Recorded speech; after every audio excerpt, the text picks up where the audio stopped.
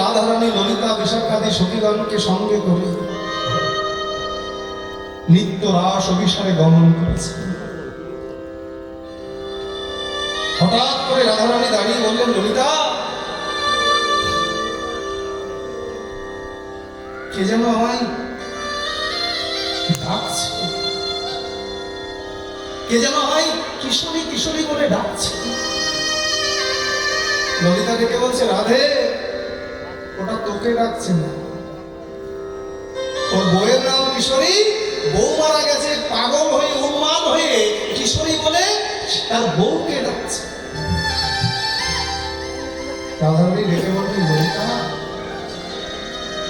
আমি জানি না ও কাকে ডাকছে, হয়তো ওর বউকে ডাকছে, কিন্তু ওর ডাকের মধ্যে যে ব্যাকুলতা,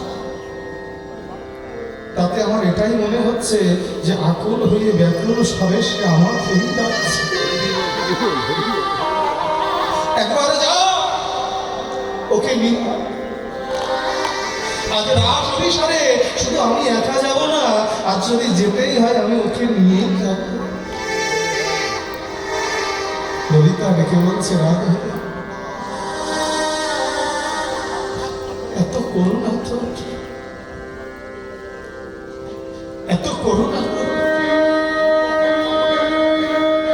বউ হারিয়ে বউকে ডাকছে, তবুও আজ অযাচিত কৃপা স্বভাবে তোর করুণা তার লাভ হবে। রাধারানী ডেকে বললেন, ললিতা,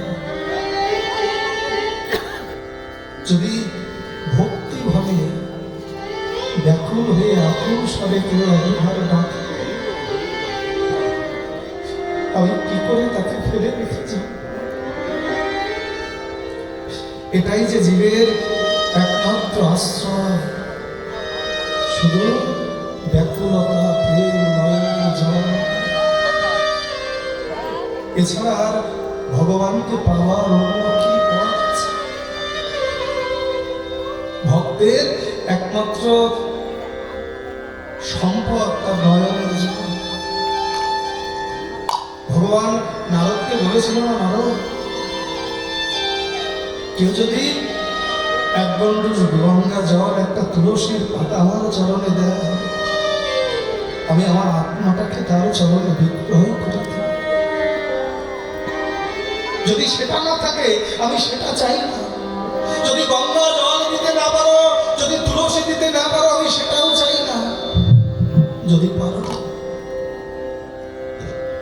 একবার দুফোঁটা নয়নের জল এই মন তুলসীটাকে সিদ্ধ,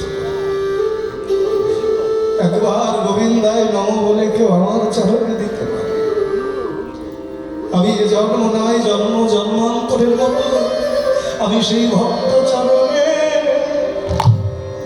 দাস হইলে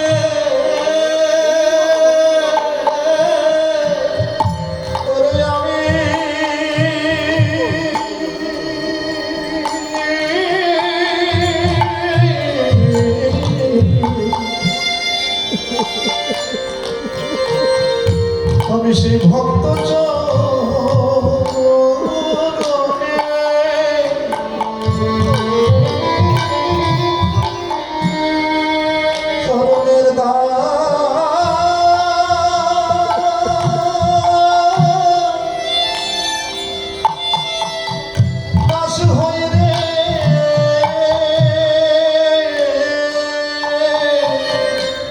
এই জগতে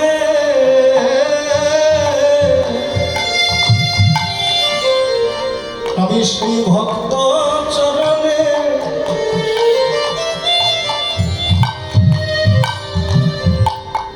দাস হই রে, এই জগতে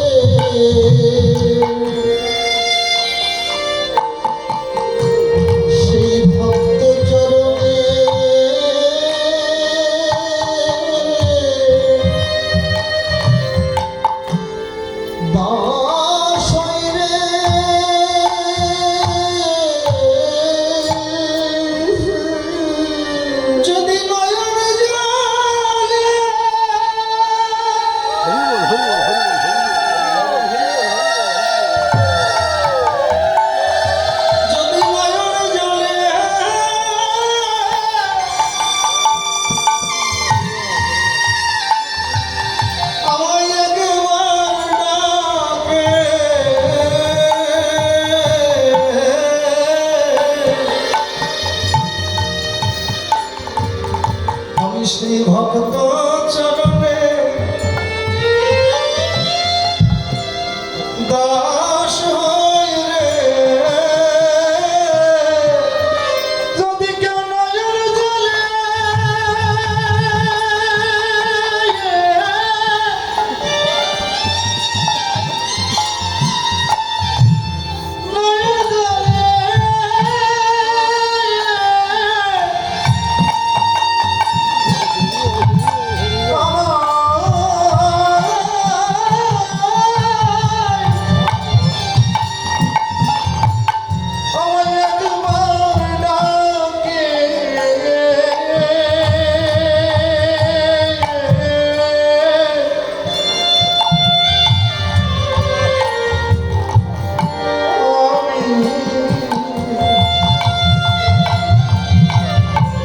আমি সেই ভক্ত চরণে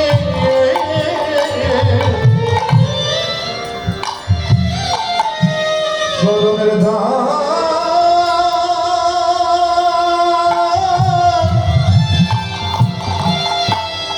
দাস হই রে।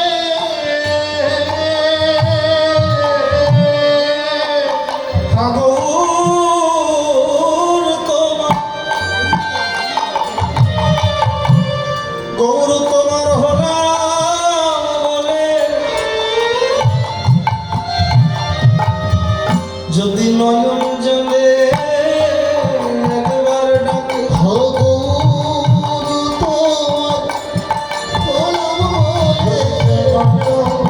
জলে একবার ডাকে হা গৌর তোমার হলাম বলে যদি নয়ন জলে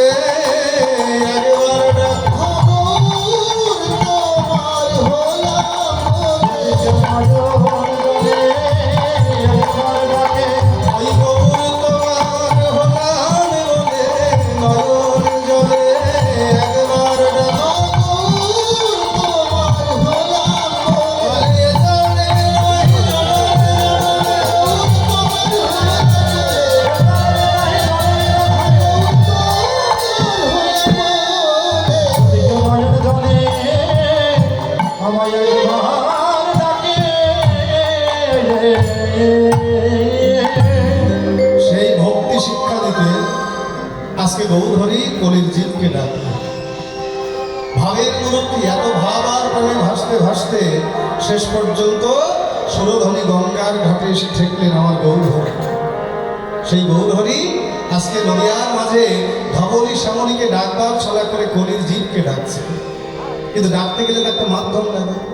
আমরা যখন কাউকে ডাকি নাম ধরে ডাকি, ইশারা করে ডাকি, ইঙ্গিত করে ডাকি, কিন্তু গৌর যে আমাদের ডাকছেন, কি করে ডাকছেন, কিভাবে ডাকছেন, কেমন করে ডাকছেন, বলে চেয়ে দেখো গৌরাঙ্গে অপ্রাকৃত লীলা পুরাণের ভাবে প্রেমে বিগৌর হয়ে ভাব নিধি গৌর হরি অগ সিংহাবে নো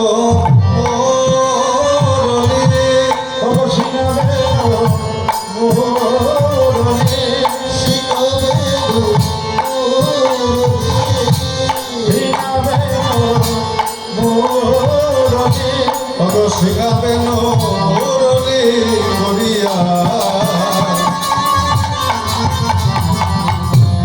করিয়া জয়র ধনে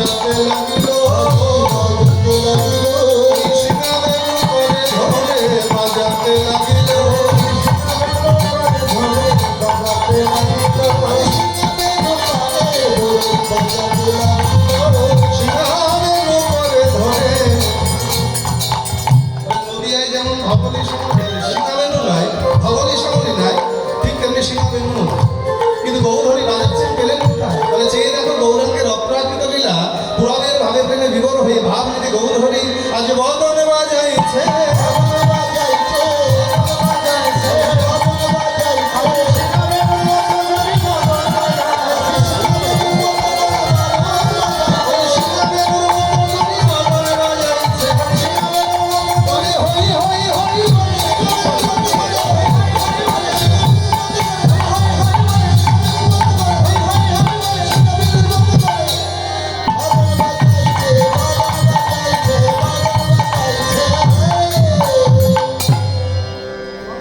নদিয়ায় যেমন ধবলি শ্যামলি নাই সিংহাবেলু আজকে গৌরহরি সিংহাবেলুর মতো করে বদনে হস্ত দিয়ে বদন বদন করছে।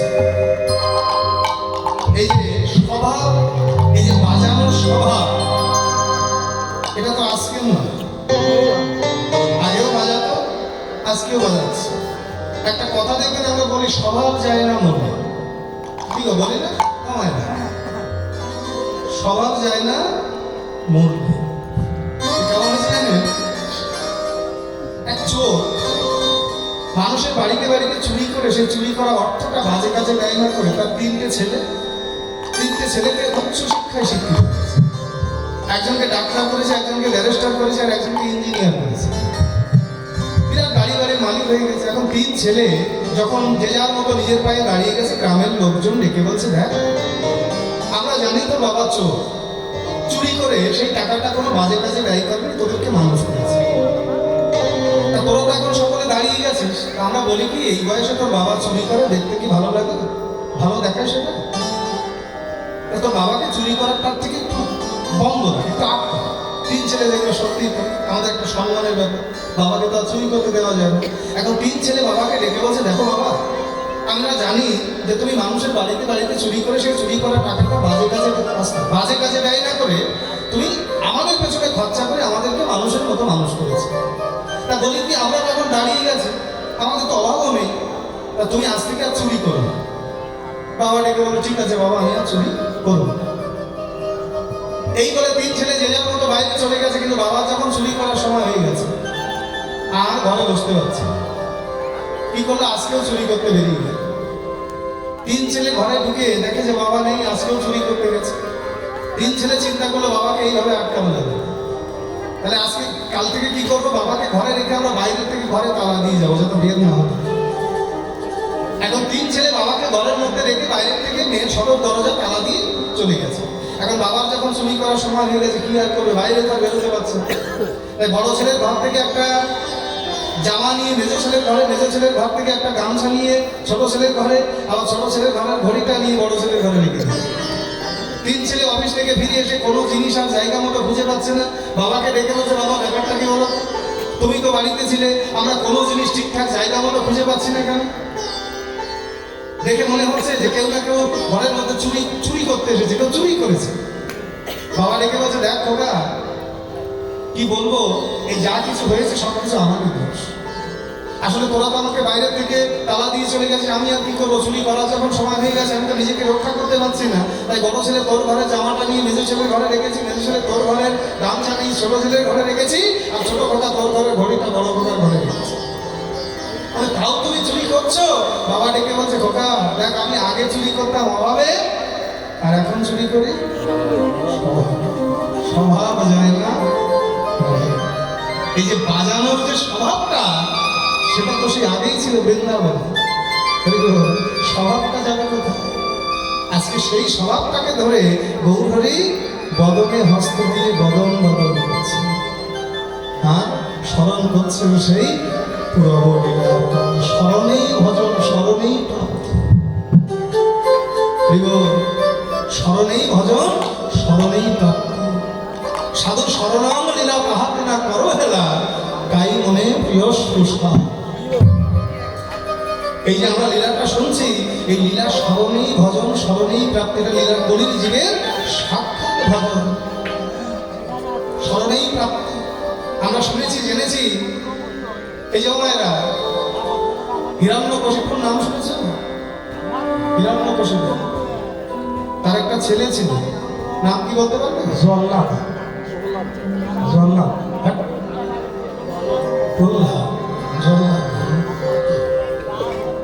এই যে প্রহ্লাদের ভজনটা কি ছিল? লীলা স্মরণ, নিরন্তর শ্রীহরিকে স্মরণ করত। আর এই শ্রীহরিকে ভালোবাসার জন্য হিরণ্যকশিপু তাকে কত ভাবে না মারবার চেষ্টা করেছে। পাহাড়ের উপর থেকে ফেলে দিয়েছে, মারতে পারেনি। পাগলা হাবির পদতলে পিষ্ট করতে গেছে, সেখানেও মারতে পারে। শুধু তাই না, আমরা একটা কথা বলি না যে যার কেউ নেই, যার কেউ থাকে না, তার ভগবান থাকে। ভালোবাসো, ভালোবাসাটা ভালোবাসার মতো। এই জমানেরা একদিন এই হিরণ্যকশিপু কয়াধুকে ডেকে বলেছিল, কয়াধু,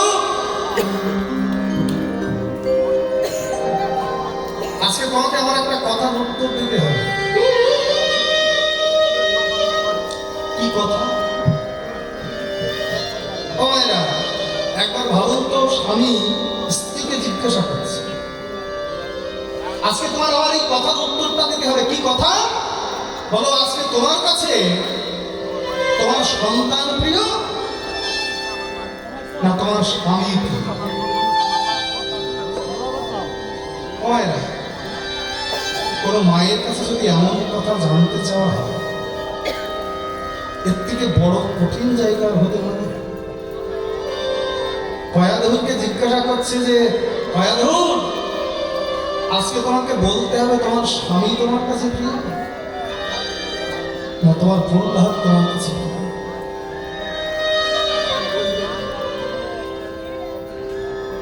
কয়াধু করজোড় করে নয়নের জলে কেঁদে বললেন, স্বামী। মন্ত্র উচ্চারণ করে অগ্নিকে প্রদক্ষিণ করে, যেদিন বলেছিলাম যদি দাম হৃদয় তব তদস্ত হৃদয়, সেদিন থেকে আমার এই দেহ মন প্রাণ সত্যই তোমাকে সঁপে দিয়েছি। তাই প্রিয় যদি বলতেই হবে, আমার সন্তান নয়, আমার উপরে সম্পূর্ণ অধিকার যারা, সেটা হলো আমার স্বামী। তুমি আমার সব থেকে ভালো। মানে বেশ, যদি তাই হয়, এই নাও কানপুর বিষ। কারাগারে প্রহ্লাদকে বন্দী করে রাখা আছে, তুমি নিজ হাতে প্রহ্লাদের মুখে এই বিষ তুলে দাও। এর থেকে বড় কঠিন পরীক্ষার কোনো মায়ের জন্য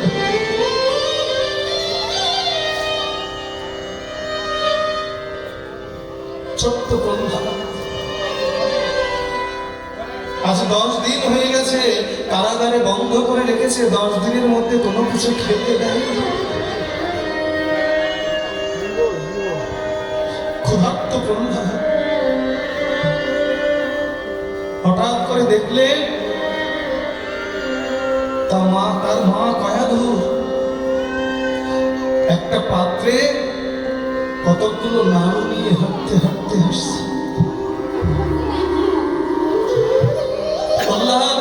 ছুটতে ছুটতে ছুটতে ছুটতে মায়ের কাছে গিয়ে মাকে জড়িয়ে ধরে বলছে, মা তুমি এসেছো, আমি যে আমার ক্ষুধার জ্বালা সইতে পারছি না, কই গো দাও, তুমি যে নাড়ু এনেছো নাড়ুটা দাও। কয়াধুর নয়ন জলে বদল হাসিয়ে কাঁদছে।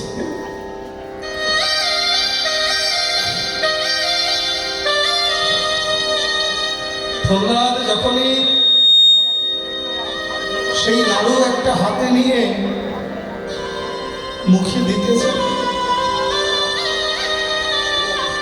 কয়াধুর হাত থাকতে পারলেন না, প্রহ্লাদের হাতটাকে চেপে ধরে বললেন, প্রহ্লাদ এই নাড়ু মুখে দিস না রে বাবা, এই নাড়ুতে বিষ মাখানো আছে, যদি মুখে দিস তোর এই বদন খালি আর কখনো কোনোদিন দেখো ভাগ্য তোর বদনে কখনো মা ডাক শোনা আমার ভাগ্যে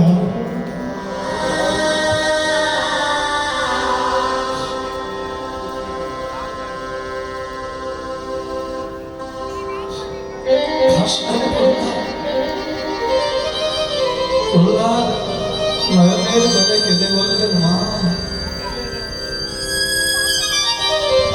তুমি বিষের ভয় পাচ্ছ? এই দেহ তো আমার, আমি তো দেহ মন প্রাণ সর্বস্ব হরির চরণে সঁপে দিয়েছি। বিষে যদি কোনো যন্ত্রণা কোনো কষ্ট থাকে সেটা তো আমার হবে না, হলে তার হবে। তুমি কোনো চিন্তা করো না, আমি যে আমার ওই চরণে সব সবেছি।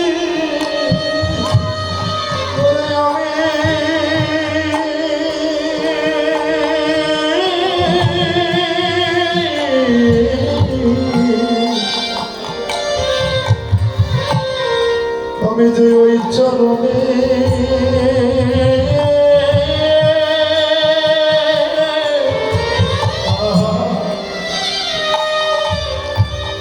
আমি সব সপেছি।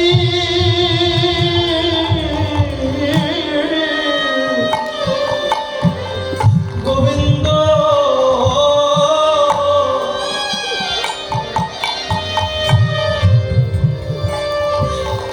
আমি তোমার ওই চরণে আমার সব সপেছি। গোবিন্দ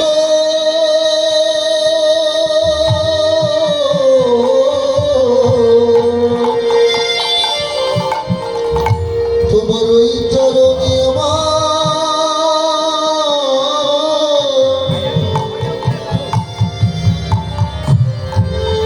সব সপেছি। তুমি বিনে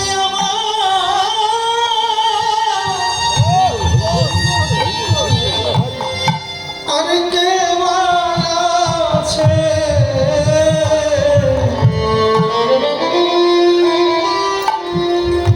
আমি তোমার চরণে আমার সব সপেছি। গোবিন্দ তুমি বিনে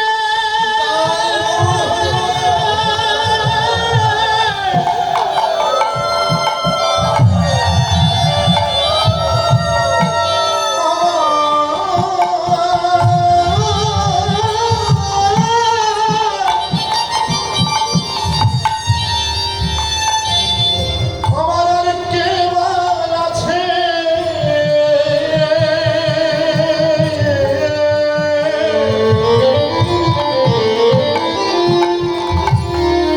গোবিন্দ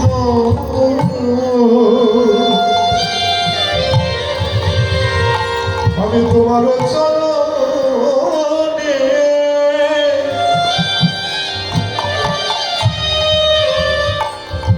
আমার সব সপেছি। কয়াগুরু মা হয়ে সেদিন প্রহ্লাদের পারে ওই বিষ মাখানো নাড়ুটা তুলে দিয়েছিল। কেন জানেন? সে জানতো প্রহ্লাদের কাছে হয়তো তার মাও আছে, তার পাশে নেই, কিন্তু জড়জগতে জগতের কেউ পাশে না থাকলে ভগবান তার পাশে আছে। আর আমার স্বামী যার পাশে সৈন্য সহস্র অস্ত্র জগতের সবকিছু তার পাশে আছে, কিন্তু ভগবান তার পাশে নেই। আর আমার প্রহ্লাদের কাছে জড়জগৎ থেকে জগতের কেউ নেই, কিন্তু ভগবান তার পাশে আছে। আর ভগবান যদি কারো পাশে থাকে, জগতের কার সাধ্য আছে যে তার ক্ষতি কেউ করতে পারে? কেননা ভগবান যদি কাউকে উঠায়, জগতের কারো সাধ্য নেই তাকে নামাতে। আর ভগবান যদি কাউকে নামায়, কারো সাধ্য নেই তাকে কেউ উঠাতে। ভগবান যদি ডোবায়, কেউ তাকে ভাসাতে পারে না। ভগবান যদি ভাসায়, কেউ তাকে ডোবাতে পারে। স্মরণেই ভজন। সবকিছুতে পরাস্ত হয়ে যেদিন হিরণ্যকশিপু বলেছিল, বললাম তোর হরি কি সর্বত্র বিদ্যমান? কি বলেছিল প্রহ্লাদ? আমার হরি সর্বত্র বিদ্যমান। বলে এই স্তম্ভের মধ্যে কি তোর ভগশ্রী হরি আছে? বলেছিল আছে, কিন্তু ভগবান দেখা দেননি। না, দেখা দেননি। ভগবান নেই কোথাও। তাই তো রজনীকান্ত বললেন না, আচয়নলয়ে চিরনভূমি বুধর সলিল আশোবিতপিলতা জলদের গান শশী তারকা তব নয়নে বসন বাঁধিয়া বসে আধারে মরিব কাঁদিয়া। নয়নে বসন বাঁধিয়া বসে আধারে মরিব কাঁদিয়া।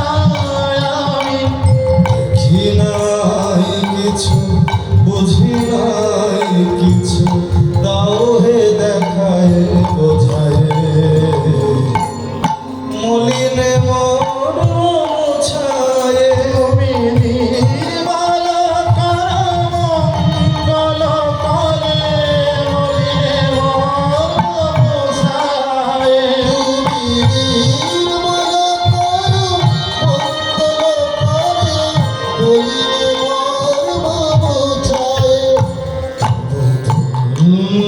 কিরণ দিয়ে মোহকালী মাঝায় মর্ম ছায়। তুমি নির্মল করে মলিনে মন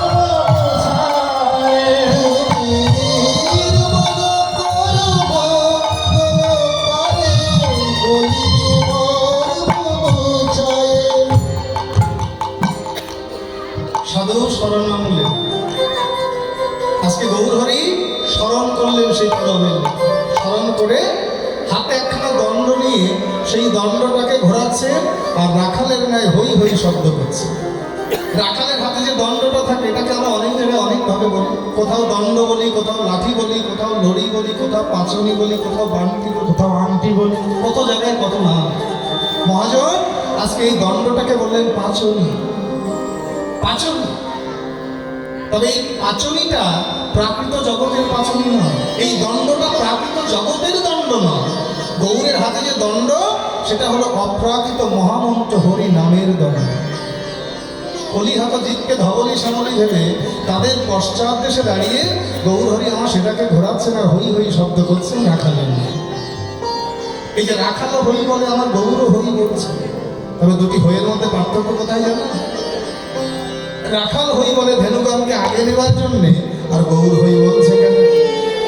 এই ছোট্ট কথার মধ্য দিয়ে কত বড় প্রাপ্তির কথা জানিয়ে দিলেন। বলে আমি তার তার আমি তার তার আমি তার তার আমি তার তার হবে যে জনা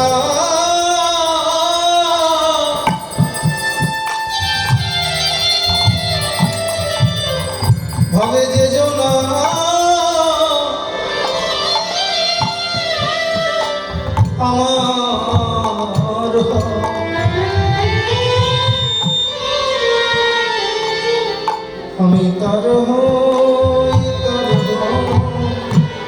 আমি তার হই তার হই। ভবে যে জনা আমার হয়, আমি তার হই তার হই। ভবি যে জনা আমার হয়, আমি তার হই তার হই। গৌর বলতে নয়ন কাঁদে, আমি তার হই তার হই। খবর বলতে যার নয়ন কাঁদে, আমি তার হই তার হই। যে জন পথে পথে কেঁদে বেড়া,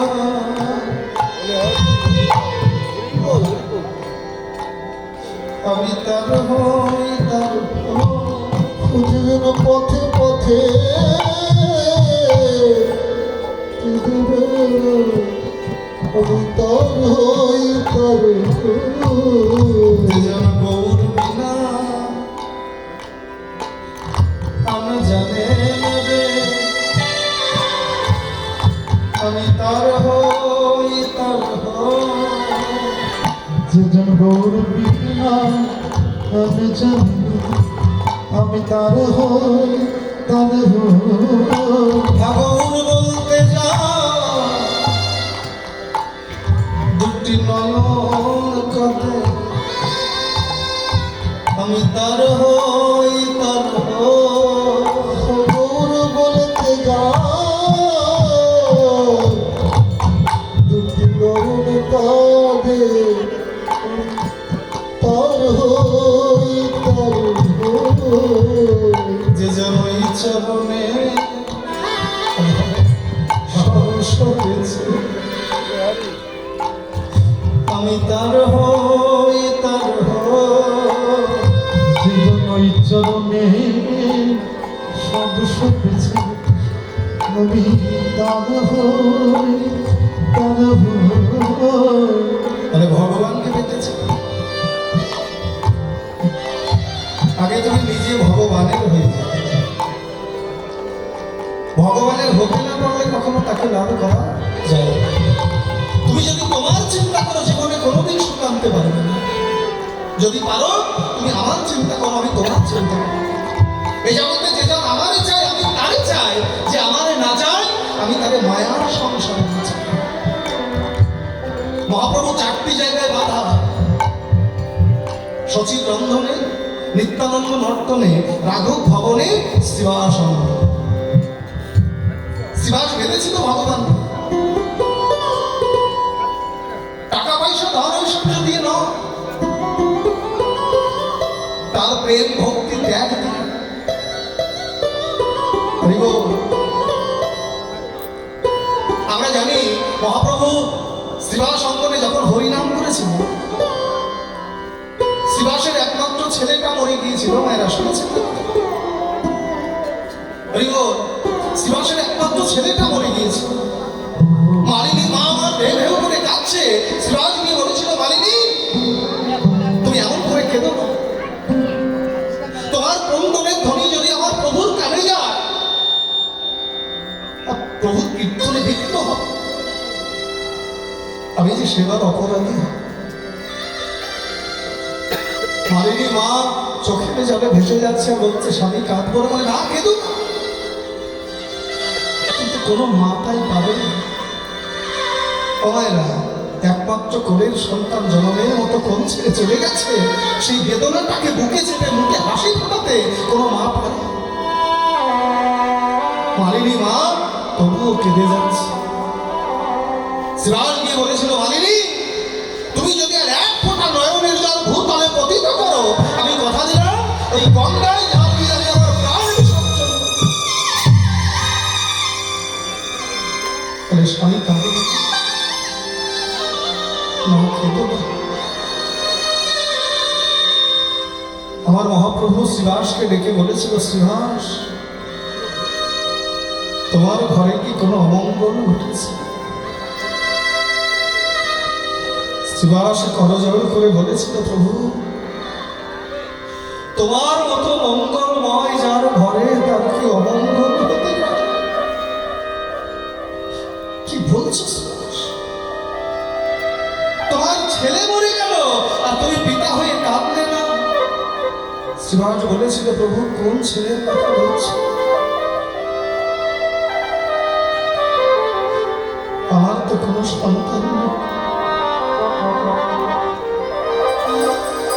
তোমার জিনিস তুমি দিয়েছ, তোমার জিনিস তুমি দিয়েছ, আমার তুমি তো নিয়েছ। এই জগতে যদি আমার বলতে কিছু থাকে, তাহলে তুমি ছাড়া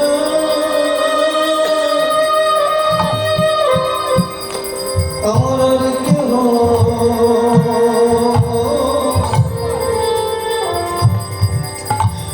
কেহ নাই গো।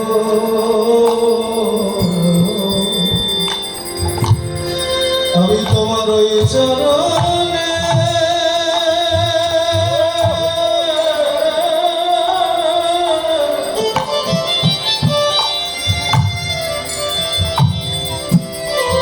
তোমার ওই চরণে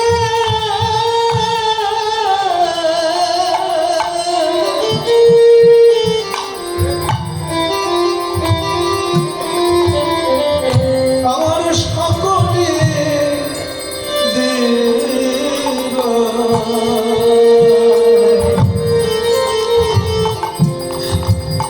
এ জগতে তুমি ছাড়া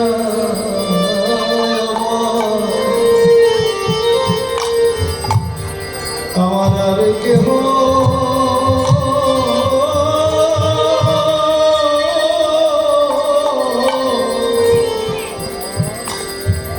কেহ নাই গো।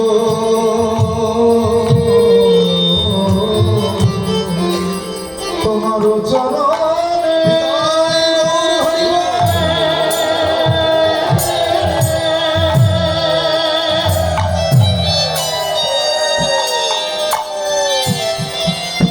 তোমার চরণে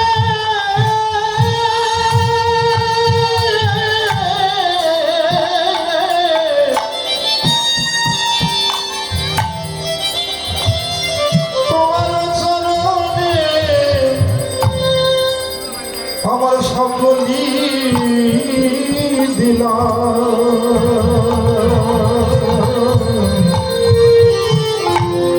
এই জগতে গোবিন্দ তুমি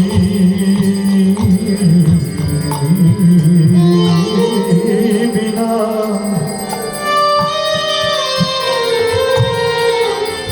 গোবিন্দ তুমি বিনা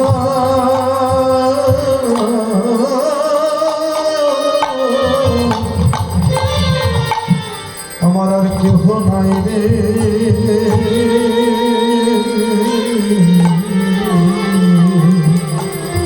যেন তোমার চরণ ছাড়া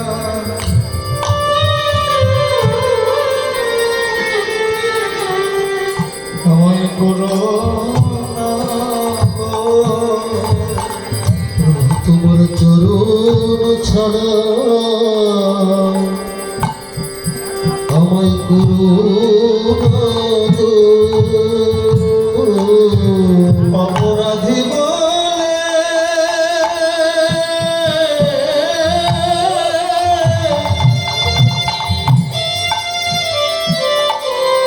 অপরাধী বলে আমায় দূরে ফেলো না।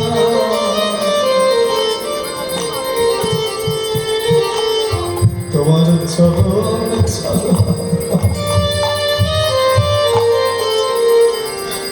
আমায় করো না। অপরাধী মানে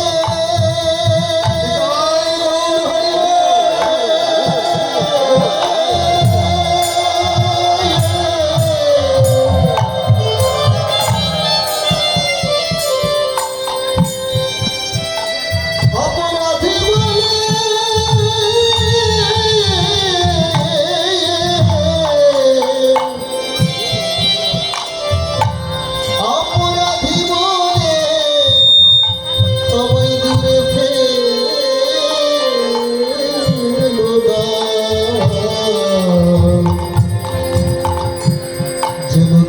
চরণ ছাড়া আমায় করো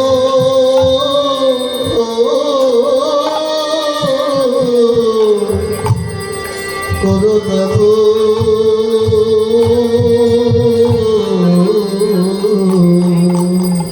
জগতে তুমি বিনে আমার আর কেউ আছে যেন চরণ ছাড়াই আমার করোনা জগতে তুমি দিনে আমার অনেক মায় আছে তোমার চরণ ছাড়া আমায় করো না রে। আমি তোমার চরণ বড় ভালোবাস যেন চরণ ছাড়াই আমার করোনা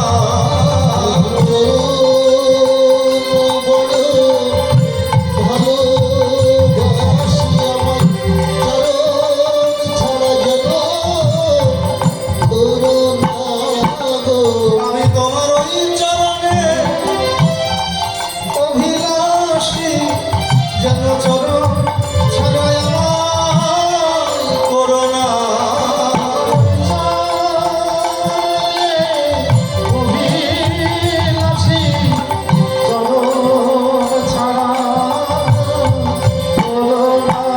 তোমার চরণ বড় ভালোবাসি আমায় চরণ ছাড়া করোনা ভালোবাসি চরণ ছাড়া